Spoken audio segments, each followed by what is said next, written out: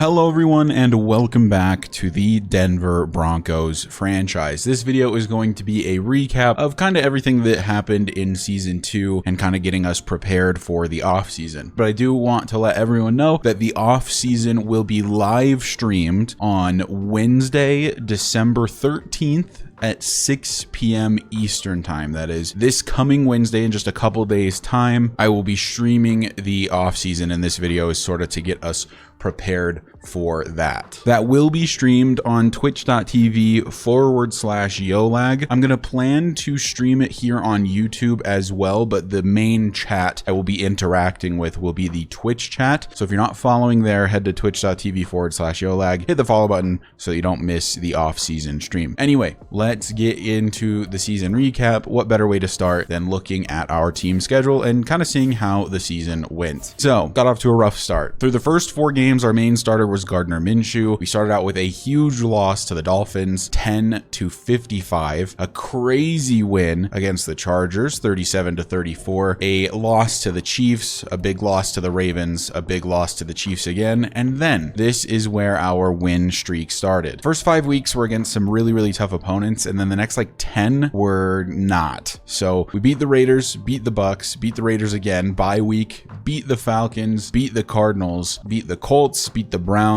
beat the Steelers, the Bengals, and the Saints on, what is that, a 10-game winning streak, which I believe is the 3rd longest in Broncos franchise history, before ultimately losing to the Chargers in week 17 and then beating the Panthers, of course, just a couple episodes ago to round out the season. And then, as you recall from yesterday's video, we did lose to the Bengals 41-34 in a completely heartbreaking way, where Britton Venable fumbled on a kickoff return during overtime, which gave the Bengals the ball, and we didn't even have a chance to try to score. So a real heartbreaker. I think it could have been a really cool end of the game, but just, you know, a brutal way to lose, and the Bengals move on to go face the Dolphins, who beat us, of course, 55-10 in week 1. That would have been a fun rematch. But anyway, this is the rest of the playoff bracket. You got the Bills against the Chiefs, the Dolphins against the Bengals, the Cowboys versus the Eagles, and the Vikings versus the Panthers. If we take a look at the regular season stats for everyone, Tyler Huntley had 3,900 yards, 32 touchdowns to 17 picks on 60% completion percentage. Considering he only started 12 games, he had a pretty good season. Too many interceptions, which I am notorious for. Javonte Williams was 8 yards off of 1,000 rushing yards on the season. He, of course, missed, I think, 4 or 5 weeks, maybe a little less than that, in the middle of the season, at which point we traded for Tajay Spears, who finished with 908 yards and missed the final 2 games of the regular season. But pretty crazy that we had 2 rushers almost at 1,000 yards each. That's pretty wild. And then we had Tyler Huntley with 197 yards, and then Jaleel McLaughlin had 112 and somehow found the end zone all of the time. 5 rushing touchdowns on 26 attempts is a pretty high percentage. Spears had 8 and Javonte had 6 rushing touchdowns, by the way, and nobody else had any rushing touchdowns. Receiving, Chester Truman led the way, 1,600 yards and 19 touchdowns on 95 catches. I mean, just an absolute stud in his rookie season out of Washington State. He's definitely getting X factor, I would assume, this offseason. He's already superstar dev. He's up to a 78 with the morale boost, and really, like, with the 99 speed, 99 acceleration, he's already just an insane wide receiver. Plus 98 agility is nasty. Would love to get his release up, and then of course his catching needs to improve, but other than that, man, he is already incredible, and I assume will be a yearly 1,500 yard type of guy as long as he can stay healthy. Jerry Jeudy missed 5 weeks, I want to say, this season. He finished with 923 yards despite that and had 5 touchdowns. I was really impressed with the play of Jerry Jeudy. At the same time, I do think that with the emergence of Chester Truman as sort of a true wide receiver 1, there is room to trade Jerry Jeudy, and he carries a lot of value. Rashad Winters, the rookie out of Oklahoma State, had 914 yards and 4 touchdowns. Just a solid season, nothing crazy from Winters, but a really good rookie campaign. And then Marvin Mims, who was the wide receiver 3 for the majority of the year, other than when people were injured, had 727 yards and 5 touchdowns. Just a solid year from Marvin Mims, and he's just a solid player. You know, nothing crazy. He's pretty fast, and he's got decent hands, and he can run routes pretty well, and that's really all you can ask for. Definitely a solid wide receiver 3. I think that there is also some potential trade value to him as well, because there is a wide receiver in the draft that I really, really like, and I will show you guys that in just a little bit. Josh Reynolds didn't play a lot other than the beginning of the year when Jerry Jeudy was dealing with injury, but did finish with 344 yards, but did not catch a touchdown pass. Tajay Spears, 182 yards, and Javonte Williams, 140, and each of them had 2 touchdown grabs.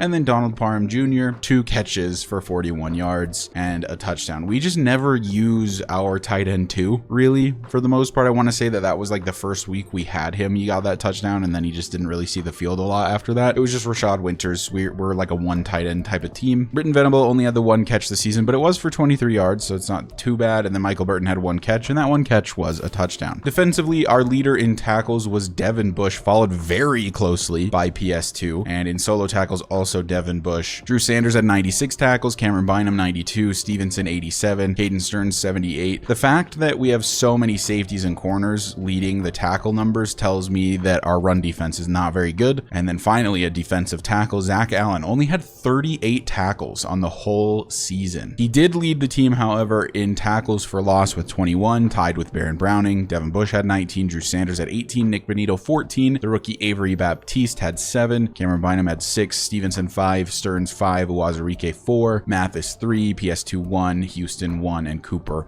1. Baron Browning led the way with sacks with 16.5. Zach Allen had 8.5. Devin Bush 6.5. Benito 5.5. Drew Sanders had 5. Baptiste had 3. Cameron Bynum had 1. Uwazurike had 1. Jonathan Cooper had 1, and then Caden Stearns and Justin Houston each had a half a sack. In terms of kicking, Tanner Brown was 29 of 29. I wish that there were some way I could make field goals more difficult. I could turn down the field goal accuracy, I guess, just like really far, but I feel like that's going to completely destroy the CPU. So if you guys have tips on how to make kicking a little more difficult so that it's not just an automatic 3 every single time, where it doesn't completely destroy the CPU, let me know, because I kind of hate that from 60 yards or in, it's just going to go in every single time. Let's take a look at league leaders, shall we? Patrick Mahomes, just short of 5,000 yards, 4,967. Dak Prescott, 46. Joe Burrow had 45. And look at this touchdown to interception ratio, absolutely disgusting. Tua was really good this season, also had an incredible touchdown to interception ratio. Justin Herbert was pretty good. Desmond Ritter threw for 4,000 yards. Geno 4,000. Arnold 4,000. Derek Carr, Jordan Love, and Tyler Huntley were all just short. Same with Josh Allen, who only threw 5 picks this season, which is very, very low for him. If we look at who led in touchdowns, it was Joe Burrow, who's the only one in the 40s,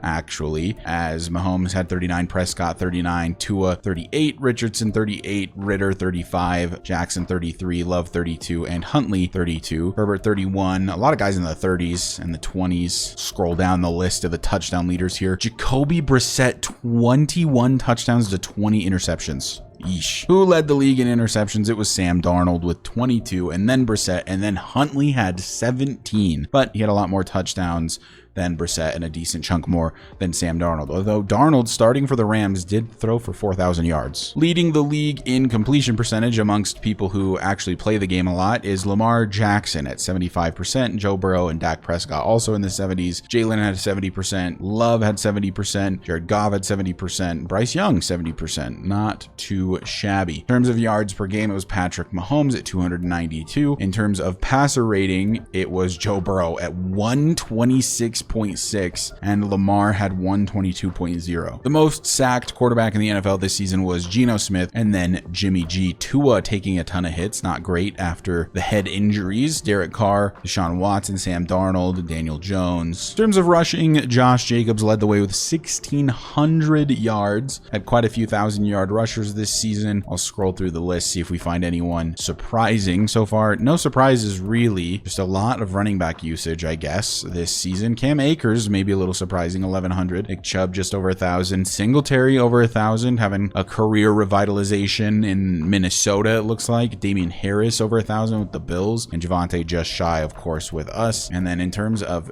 rushing touchdowns, the leader was Isaiah Pacheco with 19. Then Bijan, Derrick Henry, Kenneth Gainwell had 15. Tony Pollard, 14. DeAndre Swift, 13. Saquon, 13. Spiller, 12, Jacobs 12, Brian Robinson 11, so on and so forth. If we look at who fumbled the most, that would be James Cook. He had 3, Jahmyr Gibbs had 3, Damian Harris had 3. A lot of fumbles for the Bills. Who led the league in broken tackles is Jonathan Taylor with 64. Receiving, Chester Truman in his rookie season led the NFL in receiving yards by over 200 to Tyler Lockett with 95 receptions. That is just disgusting. He is disgusting. And who led the league in touchdowns was Michael Pittman. Actually had 1 more than Chester with 20, where Chester Truman had 19. We look at run after catch. Tyler Lockett led the way there, but Chester Truman in second. Defensively, Demario Davis led the NFL in tackles with 157. Caden Ellis, now in the Browns, 146. Divine Diablo, 144. Fred Warner, 138. Lots of tacklers way up here. Who led the league in TFLs? It's Myles Garrett, and then Chris Jones, Nick Bosa, John Franklin Myers, Mason Crosby, Micah Parsons, DeForest Buckner, Devin Bush. For some reason, I'm seeing that Zach Allen isn't showing up here because he had, what, 21? So he'd be in between Bosa and Franklin Myers. I also believe that Baron Browning should be up here as well. It's so dumb that this bug exists. They both had 21, so they both should have been up there, but that bug is ridiculous. For some reason, you can't see certain players on your own team. Very, very stupid. But both of them should be in between Micah Parsons and Nick Bosa. In terms of sack leaders, it looks like they're probably not going to be here as well. Baron Browning would have been second, tied with Aaron Donald for QB sacks this season. Will our players show up for interceptions? PS2 does with 11. Damari Mathis should be right here. He had 7. He should be in second. And then I also don't think that Tyreek Stevenson is here either. So for some reason, certain players of mine are not showing up. Just know that they should be on this list. In fact, it should be PS2 and then Damari Mathis, and then very shortly after, somewhere around 5th or so, it should be Tyreek Stevenson. We had a lot of interceptions this season. If we look at the team stats, we actually had the #1 offense in terms of total yards. I think a lot of that has to do with how well we played during the win streak and the fact that I kind of didn't get the sliders really how I wanted them until very late in the season. So a lot of the games were extremely high scoring. I have tweaked the sliders a ton this season, and I think that next year will be better. I don't think there's any world where this offense should have been this high, but here we are. In terms of passing offense, we were #1 as well. Rushing offense, we were not #1. We were #3 in the rushing offense, which makes sense. We did have 2 crazy good rushers. We were #1 in points per game at 30.2, #3 in passing touchdowns with 39, and we were way down the list on rushing touchdowns, way down here. These aren't numbered, but we're in the bottom half of the league in rushing touchdowns, and then we led the league in first downs gained by quite a bit. So basically, we had a prolific offense, which is shocking, and I think that has a lot to do with sliders. And if you want to see the rest of the league, I will quickly scroll through this. Feel free to pause if you see your favorite team and you kind of want to know how they performed. It looks like the worst offense was the Houston Texans. Defensively, I want to say that we were like 32nd in total yards. Yeah, by quite a bit, 500 yards plus to the next team. So just a terrible defense and a really good offense. That was the way we played, apparently, this season. We gave up the most passing yards by a lot, but evidently we had a pretty good rush defense. Looks like we were around #7-ish in terms of rush defense. We allowed the most points in the NFL, but we also had the most sacks in the NFL. A lot of that can be attributed to Baron Browning. We only forced 3 fumbles, which was not even near the top of the league, but we probably let in interceptions. We did. And this one I think is also attributed to the sliders. It got a lot better in the last 2 or 3 games of the season. And once again, I will scroll down the list. If you want to see how your team did, feel free to pause.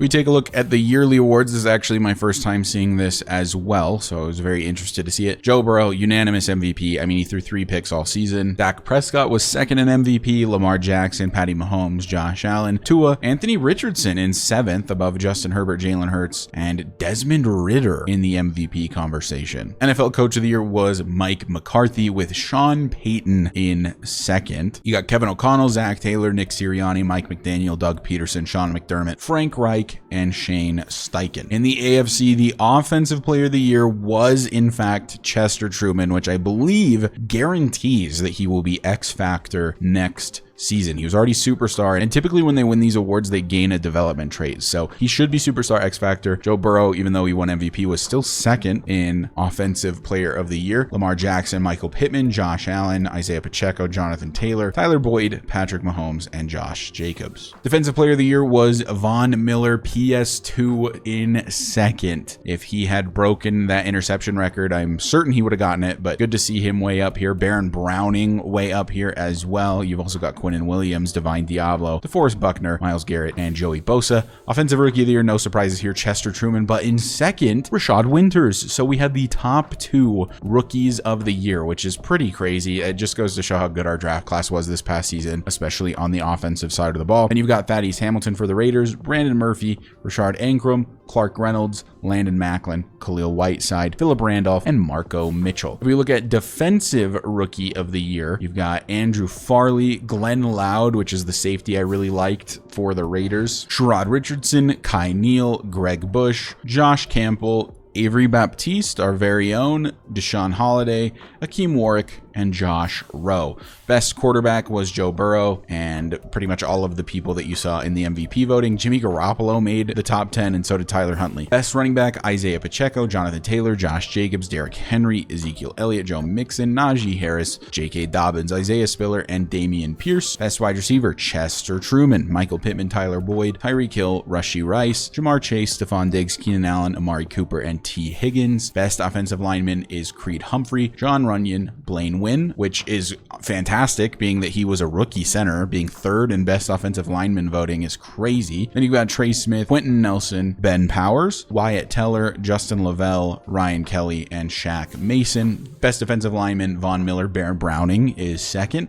Chris Jones, Quinnen Williams, Greg Russo, Myles Garrett, DeForest Buckner, Christian Wilkins, Kwity Paye, and Jeffrey Simmons. Best linebacker was Max Crosby, TJ Watt, Alex Highsmith, Joey Bosa, Tyus Bowser, Harold Landry, Odafe Owe, Jalen Phillips, Matthew Judon, and Devin Bush actually made the top 10. Best defensive back was PS2, 3 guys in the top 3. I think that just goes to show that the sliders were a little screwed. PS2, Damari Mathis, and Tyreek Stevenson were the 3 best corners in the NFL this season, according to Madden. That is crazy. Best kicker is Tanner Brown, of course, he never missed. And then if we look at the AFC, the Offensive Player of the Year, Tyler Lockett, Bijan, Dak, CD, Tony Pollard, Jalen Hurts, Amon-Ra St. Brown, Cooper Kupp, Christian McCaffrey, Saquon Barkley. Defensive Player of the Year is Khalil Mack, who I did not realize was on the Vikings, Aaron Donald, Micah Parsons, Nick Bosa, Dexter Lawrence, Tremaine Edmonds, Jamal Adams, Derek Brown, Brian Burns, and Isaiah Rodgers. Offensive Rookie of the Year was Tyrone Stallworth, Ramon O'Neal, Brandon McKenzie, Emmett Hurst, TJ Lindley, JD Bean, Damian Cobb, Kaylavon Pleasant, which, oh my God, what a name. How did I not draft this guy? Bo Easley, and Keith Harris. Defensive Rookie of the Year, Trevor Alford, Trevor Amos, Torrey McIntosh, Enrique Gabriel, Courtney Starks, Landry Bates, Alex Lewis, Raphael Canty, Ben Bibbs, and Joseph Kaplan. Best quarterback is Dak Prescott, Brock Purdy, Desmond Ridder, Jalen Hurts, Geno Smith, Justin Fields, Jordan Love, Daniel Jones, Bryce Young, and Jared Goff. Best running back is Bijan, and then Tony Pollard, Saquon, Christian McCaffrey, Brian Robinson, DeAndre Swift, Austin Eckler, Kenneth Walker, Cam Akers, and Devin Singletary, who is also a Viking. Also Austin Eckler on the Cardinals. Best wide receiver this season in the NFC was Tyler Lockett, CeeDee Lamb in second, Amon-Ra St. Brown, Cooper Kupp, Brandon Ayuk, KJ Osborne, Drake London, Chris Olave, Isaiah Hodgins, and Jaden Reed. Wonder if Justin Jefferson was injured, because why is KJ here but JJ is not? Best offensive lineman was Zach Martin, Chris Lindstrom, Tyler Biotish, Frank Ragnow, Robert Hainsey, Elton Jenkins, Austin Corbett, Brady Christensen, Austin Reeder, and Spencer Burford. Best defensive lineman, Aaron Donald, Nick Bosa, Micah Parsons, Dexter Lawrence, Derek Brown, Dramont Jones, Eric Armstead, Jonathan Allen, Leonard Floyd, and Osa Adigizua. Best linebacker, Khalil Mack, Brian Burns, Lorenzo Carter, Jadeveon Clowney, Isaiah Simmons, Rashawn Gary, Josh Allen, Tremaine Edmonds, Azeez Ojulari, and Servosha Dennis. I didn't know Josh Allen was on the Bears in this franchise. Best defensive back was Jamal Adams, Isaiah Rodgers, Marshawn Lattimore, Jalen Johnson, Byron Murphy, Tracy Walker, Mike Jackson's Darius Slay, Eddie Jackson, and Jeremy Chin. And their best kicker was former Bronco Brandon McManus. So that does it for the actual recap of the season. And now I want to go ahead, advance through the playoffs, and then we'll look at some players I wanted to scout, and we will end the episode there. So let's go ahead and advance to the next part of the playoffs, which is the conference championship games. My bet is that the Chiefs made it there despite despite having kind of a poor start to the season. They did indeed. They beat the Bills 23-17. Miami beating the Bengals 28-14. So it'll be Chiefs Dolphins in the AFC Championship and Eagles Vikings in the NFC Championship. What a turnaround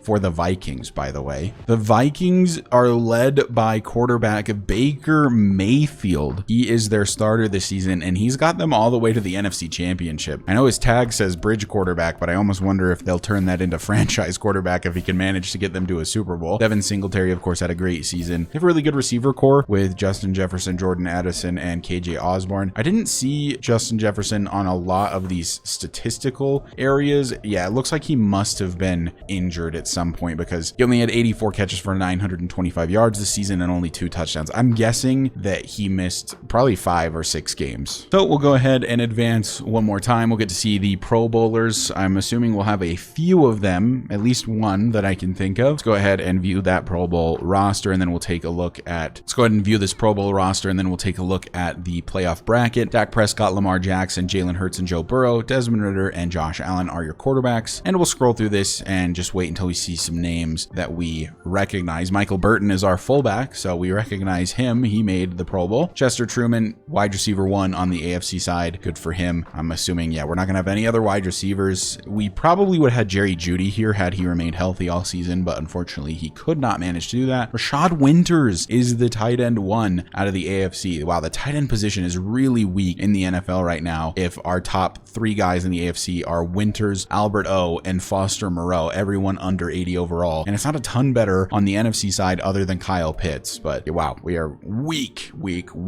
at tight end in this league. Look at the offensive line. So far, I'm not seeing any of our guys, and we may not see any of our guys. Oh, actually, Mike McGlinchey made the Pro Bowl. Good for him. Left end Baron Browning made his way there, and probably nobody else on the defensive line. Maybe Zach Allen? No, he did not make it. Outside linebacker? No. Middle linebacker? No, not surprised by any of that. CB1, of course, PS2 is going to make it. You always had to assume that. Damari Mathis did make a Pro Bowl. I really hope he gets a development trade upgrade. He's been normal dev this whole time and has played well above his 75 overall. So I hope he gets at least star development. Maybe he will because he made the Pro Bowl. And then I doubt we have a safety in here because our safeties are not very good. But our kicker, Tanner Brown, did make the Pro Bowl. All right, let's view that playoff bracket. Who made it to the Super Bowl? The Vikings, led by Baker Mayfield, have made their way to the Super Bowl, and the Chiefs, who came in as the 7 seed, who we beat out in the AFC West, have made the Super Bowl. So it'll be Vikings Chiefs in the upcoming Super Bowl. That is crazy. I never would have anticipated the Vikings making it here. We do have some players to upgrade here in the Super Bowl week. One of them is our favorite guy. That is Chester Truman. Honestly, it's just his catching and his medium route running that needs work at this point. Unfortunately, none of these are specifically to medium route running. So we almost just have to pick one and hope he gets medium route running out of it. I'm going to go with slot because it improves short route running and catching, and he gets +1 awareness, +1 catch in traffic, and +2 short route running. So no medium route running for him. He's terrible at running medium routes, but pretty good now at short routes. And with the morale boost, he's up to an 80 on catching. Oh, wow, he has a ton of skill points actually. He has 5 total. Okay, let's throw another one into playmaker, and he goes to 1 ball carrier vision, 1 catch in traffic, 1 catching, 1 juke move, and 3 medium route running. That's what we wanted to see. Thank you very much. Throw another one into playmaker. I want to keep him a scheme fit just so that he's getting maximum possible XP. 4 awareness, 1 catch in traffic, 5 catching, and 1 spec catch.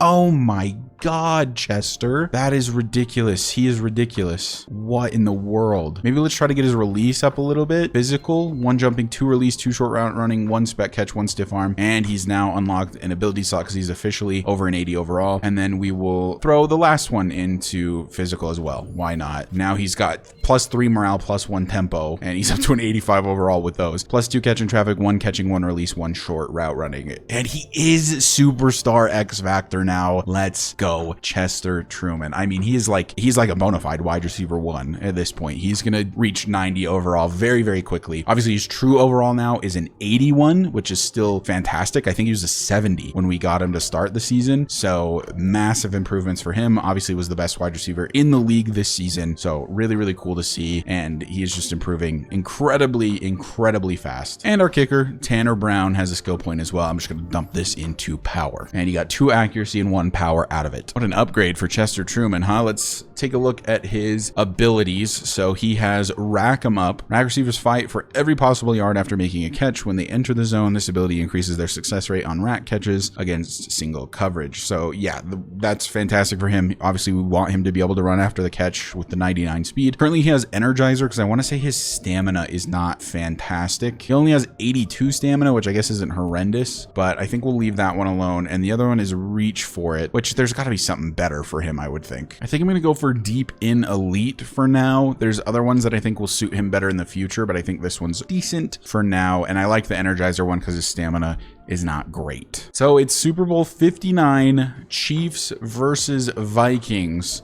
Let's advance the week and see who takes it. My money is on the Vikings for some reason. I don't know why, but I think they're going to manage it. Let's see if they do indeed. They do indeed. A very low scoring Super Bowl with the Vikings, their first ever Super Bowl victory, 17-14 over the Chiefs. And the Super Bowl MVP is Bobby Wagner. How about that? So the Vikings, if you're a Vikings fan, you're living the high life right now. They just won the Super Bowl with Baker Mayfield at quarterback, 17-14 over the Kansas City Chiefs. What a crazy, crazy season it has been. And what better way to cap it off than with a Vikings Super Bowl victory? So I'll leave retirements and all of that jazz for the off-season stream, which, by the way, like I mentioned at the start of the episode, is going to be Wednesday the 13th at 6 p.m. Eastern. But let's go ahead and look through some players I'm interested in. So the rest of this episode is going to be scouting, and then we will end it there. I have a list of players here that I specifically want to show you guys. I've determined our team needs as quarterback, wide receiver if we decide to trade Judy or Mims. We need a left tackle and possibly a right tackle, maybe a new defensive end if we don't want to keep Nick Benito around. Definitely a defensive tackle to go alongside Zach Allen since we're in a 4-3. I wouldn't mind an upgrade at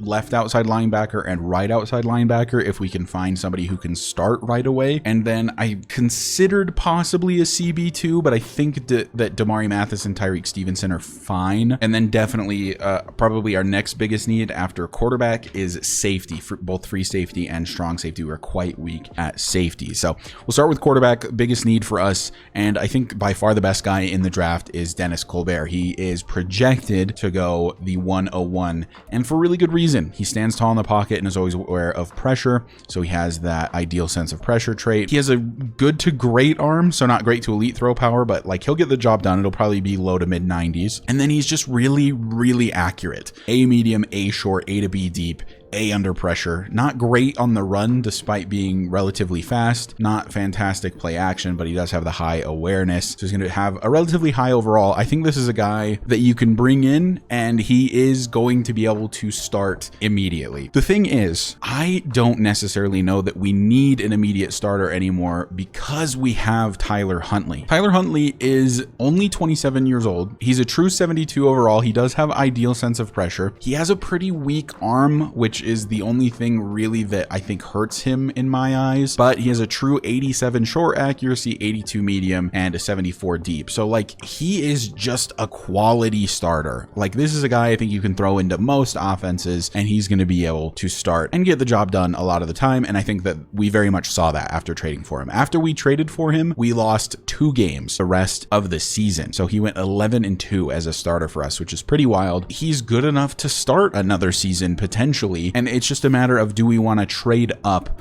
to get Dennis Colbert, which we would have to trade up to get Dennis. He is most likely going to go first overall. And to trade up to get Dennis, we're looking at giving up obviously this year's first, maybe next season's first, or at least a lot more draft capital from this season, as well as possibly like Jerry Jeudy or Marvin Mims or one of our better players. And is it worth all that? I don't know. It's an interesting question. The other sort of top quarterbacks I'm not super interested in, Dave Cousins is very intriguing, although he doesn't have a great sense of pressure. But I just find him so interesting because he's already 26 coming out of Massachusetts, and he's just seems like such a raw prospect still. If I am going to draft a 26-year-old, I would want him to be able to start and be quite good right away. A guy I think I'm a little more interested in than Dennis Colbert, because we don't have to give up as much, is Nate Waters. He could use some improvement at recognizing pressure, which means he has the average sense of pressure trait. I'm fine with average sense of pressure. Either that or ideal is pretty much all I will work with. He has great to elite throw power with solid to good speed, and he's not going to be as accurate. Definitely not. He is a guy that I think if he backs up Tyler Huntley for a season, could come in and be the guy in season 4. He would be the true backup. We would try to develop him the whole season. He would obviously be the main focus of development for the entirety of season 3. And I just think that he's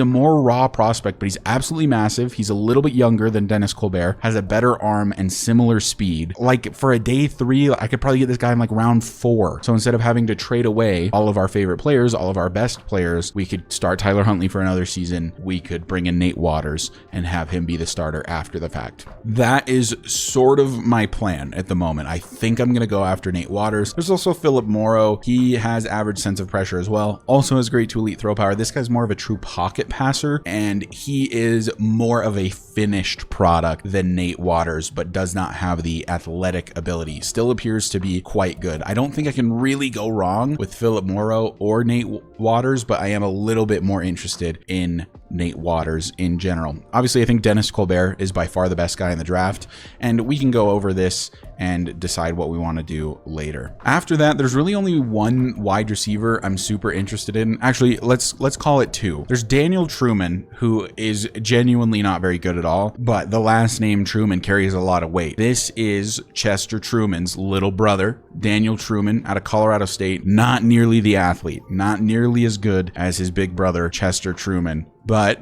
could be a fun storyline. Draft Chester's little brother, see if he can develop into anything. That could be kind of fun. The guy I'm really interested in is Jerry Perry out of Miami. He's only 5'8". He's absolutely tiny, but look at his physicals. Oh my God. On a similar level of athlete as Chester Truman, unless all those are greats and none of them are elites, although I doubt that. And, you know, is just raw. Again, terrible at route running, has really great spec catch, which is fun. He's another Chester Truman, I feel like. And this is sort of what gives me hope in potentially trading away Mims or Judy, is that I think that we can easily replace their production with Jerry Perry. Not to mention that he would just be an incredible kick returner, punt returner with the super high speed that he has. I don't know, just seems like a really fun player. Not to mention an incredibly fun name, Jerry Perry. Are you kidding me? We could replace Jerry with Jerry. And then there's only a few left tackles I like, one of them being Brian Richards. He's projected to go very high. The thing is, if we don't decide to trade up and get Dennis Colbert, that would open us up to get a left tackle like Brian Richards. Left tackle is by far our weakest offensive line position, and he just is really solid. Just immediate starter, is going to be really good. Just a really good player. The other one for left tackles is Devin Shepard. He is also just solid, a little bit worse, I will say, than his counterpart. Also has F injury, which is brutal. We dealt with a ton of offensive line injuries this season. Not as good of a run blocker, appears to be a really good pass blocker and finesse blocker more so than anything else. So not a bad pick either. The only other guy I'm really interested in at left tackle is Lamar Peak. He's also a round 1 to 2 guy, but probably later. In fact, he might fall to 2. He has great to elite strength and just looks to be pretty good the whole way around. In fact, very good in terms of run block power. He needs to work on his finesse blocking, but just a solid player all the way around. Plus the A to B injury. I think that he is probably my favorite of the 3 just because I can get him a little bit cheaper than the top 2, and I think we don't lose a ton of value in terms of his actual production. And then the only right tackle I'm interested in is Sean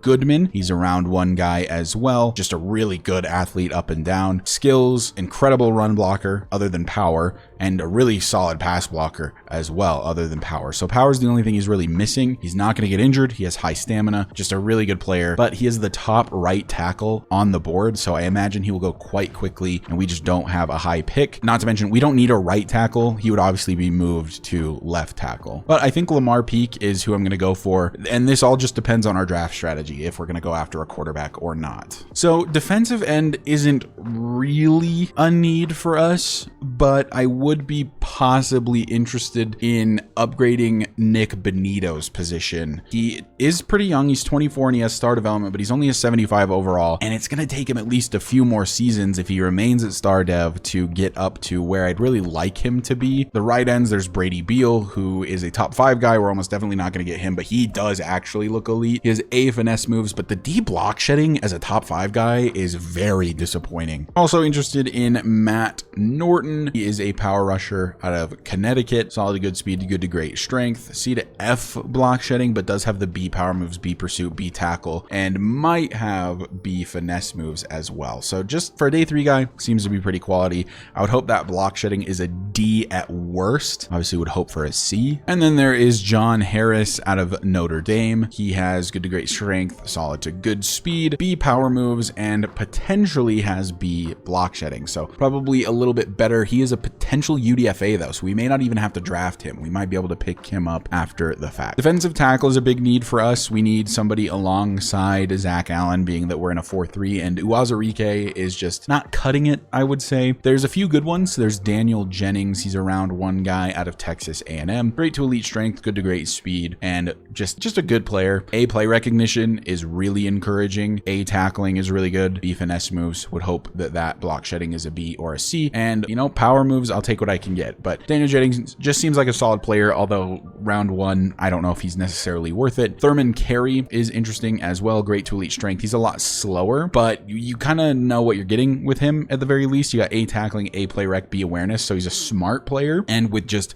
decent intangibles with the block shedding and the finesse moves and the power moves all being a C. The next guy is Sheldon Hardwick, and he is a fantastic athlete, round 3 to 4 guy. And he's got the B finesse moves, C block shedding. He's not a power rusher, which is fine. He almost seems like more of an edge rusher than a D tackle, but he can obviously play D tackle. Looks like he'll have pretty decent play recognition either way. Definitely not as good of a player in terms of skills, but physically the most gifted of the ones we've looked at so far. He is quite a bit smaller though, only at 6'1" for a D tackle. And then there's JD Robertson, even a little bit later, round 3 to 4. Great to elite strength type of guy. C finesse moves, C power moves, A play recognition, A tackling, and I would hope that block shedding is a B. But look at all of his other stats as well. A to C hit power, A to C impact block, A to C injury. The only one that's not great is pursuit, but just looks like he's going to be solid. I wouldn't mind taking him in round 3 to 4 at all. And then I want to show you guys this potential undrafted defensive tackle, Steve Addison, 6'5", 302 out of Washington State. Just a decent athlete the whole way up and down the board. And A to C power moves, C block shedding, B to D finesse moves. This does not look like a UDFA at all to me. He looks pretty good. I wouldn't mind making him Mr. Irrelevant if we had the last pick in the draft, but yeah, I mean, it looks like with how low he is on the board, he may just be available to sign afterward. Linebacker is an interesting one because we do have a very young linebacking core where everyone is star development or better. It's just that Avery Baptiste is only a 70 overall. He started as a 65. He does have star dev, so he's going to develop a little faster, but it might be a little too slow of development for my liking. I would almost prefer it if maybe we could get a guy that's like a 75 out of the draft, although I don't find that particularly likely. And then Devin Bush is also star development. He's around an 80 overall, but he's, I think, 27 now or turning 27. So he's about to get to like the peak of his development. So we may look to replace him as well. I'm not sure. The only other left outside linebacker I'm interested in at all is Earl Brownlee. He has great to elite speed and he looks to be pretty good in coverage. He does have the pass coverage archetype, B man coverage, A to C zone, A injury, B pursuit, and he's fast. Like, you can't really ask for a whole lot more from a linebacker. And I think as a round 3 to 4 guy, he's pretty worth it. So he's 21 years old out of Drake. He's a little small. He's only 5'11", but very, very fast. There's a few middle linebackers I like Brandon Avery, but he's a round 1 guy, and I am definitely not taking a middle linebacker round 1, but he is an incredible athlete. I mean, great to elite, literally everywhere on the board, and B man coverage, A zone coverage. Yeah. Oh my God. I might have to rethink that. He looks absolutely disgusting, actually. We'll see what happens, but holy cow. He looks really, really good. I don't intend to replace Drew Sanders at middle linebacker. He has superstar development and is still super young, so there's no intention of that. Brandon Avery would move likely to Avery Baptiste's position if we were to draft him, but it's not as much of a need as other things, so it'll be hard to justify taking him if he falls to us in the first round, other than the fact that he looks absolutely like the best linebacker prospect in years. There's Cole Stockton. He is a pass coverage guy, has that great to elite speed, and has B coverage on man and on zone, so just a solid player. There's Marcus Hutton. He has great to elite speed. He is an incredible athlete as well, just not as strong. Has B man, A zone. He looks like sort of just a discounted version of Brandon Avery. I'm actually very interested in Marcus Hutton round 3 to 4. That seems very worthwhile. 6'3" out of Texas, so he's big, he's fast, he can jump. He's not overly strong, but he's really good in coverage. It looks like he's going to be a little injury prone. C tackling is also not great for a middle linebacker. What was Brandon Avery's? So yeah, we'll see. Now I don't feel as bad if we lose out on Brandon Avery because I think Marcus Hutton is actually a really, really good player. There's Lyle Thomas, 5'11" out of Florida, a little smaller, really pretty good athlete, great to elite speed, is always fantastic. He has A man coverage, A awareness, A to C tackling. He looks pretty quality as well. There's a lot of decent middle linebackers in this class. So there's Grayson Austin. He's a pass coverage guy, and he's got great to elite speed, great to elite acceleration, B man coverage, A to C zone. Just seems like a pretty good player. A3 guy out of Clemson. And then there's Jalen Pete, who is a potential UDFA, has great to elite speed, looks to be a phenomenal athlete actually most of the way down the board, and has B man coverage, A stamina, B to D zone. Don't know a ton about him admittedly, but he looks like for a UDFA, a guy that we can give a chance to for sure. And then how about Zach Bridge? He is the very last right outside linebacker on the board, a potential UDFA, great to elite speed, B man, B zone, A catching, A to C tackle. Looks like he's not going to be the smartest. His play recognition is not going to be great, and his awareness is going to be mediocre at best, but another guy that I wouldn't hate giving a chance to. Corner, like I said before, is probably not as much of a need anymore. There is Andrew Austin. He is 6'2", has great to elite speed, which of course you look for in a corner. B press, C man, C catching. It's not a great corner class, I'll admit. There's Trey McMullen. He's 5'9", so he's very small, but he's very fast, great to elite speed, and he has B to D man coverage. If that's a B, I'm a lot more interested, and B to D zone coverage. Obviously, we don't play zone almost ever with corners, so I'm not as concerned about that. And then another potential UDFA, this is Quincy Walls out of Miami. Good to great speed, and has C man coverage, B tackling, D awareness, C to F press. He's not anything special, but he is a potential UDFA. And then safety, probably our second biggest need after quarterback, and lucky for us, there appear to be some pretty good safeties in this draft class. One of those being Will Ford out of Georgia, 6'1", is a really good athlete and appears to be a pretty good player. B awareness, B finesse moves. His man coverage isn't good, but our safeties never play man coverage. His play rec is only mediocre really, but we don't know a ton about him yet, but based on his physicals and some of these ratings, I think that he would end up being pretty good. This is my favorite guy, Dante Wake out of Texas A&M. He's a 6'2" hybrid player, great to elite speed, great to elite agility, A man coverage, B play recognition, B tackling, B hit power. This being a hybrid player, he could easily move down and play like sub linebacker alongside Drew Sanders potentially, which almost solves our linebacker issue anyway, but he just looks really nice. Round 1 to 2 guy, we would probably need to take him with our first pick, assuming we don't trade up. The other guy is Mike Dorsey. He is 6'2" out of Texas, great to elite speed, good to great acceleration, great to elite agility, B awareness, B zone coverage, B pursuit, B hit power, B injury, lots of B's across the board, and just looks like a solid player. I would hope his play recognition is a C. Even that is not ideal. You know, you want your players to be as smart as possible, but Mike Dorsey looks like a pretty good player. Strong safety, there's Jaden Bingham. He is 6 foot out of Texas A&M, great to elite speed, and these are his skills: B man coverage, A to B catching, A to B finesse moves, A to B hit power, A to B injury, A to B awareness. Really just looks like a solid player all the way around. There's nothing that is outright bad about Jaden Bingham.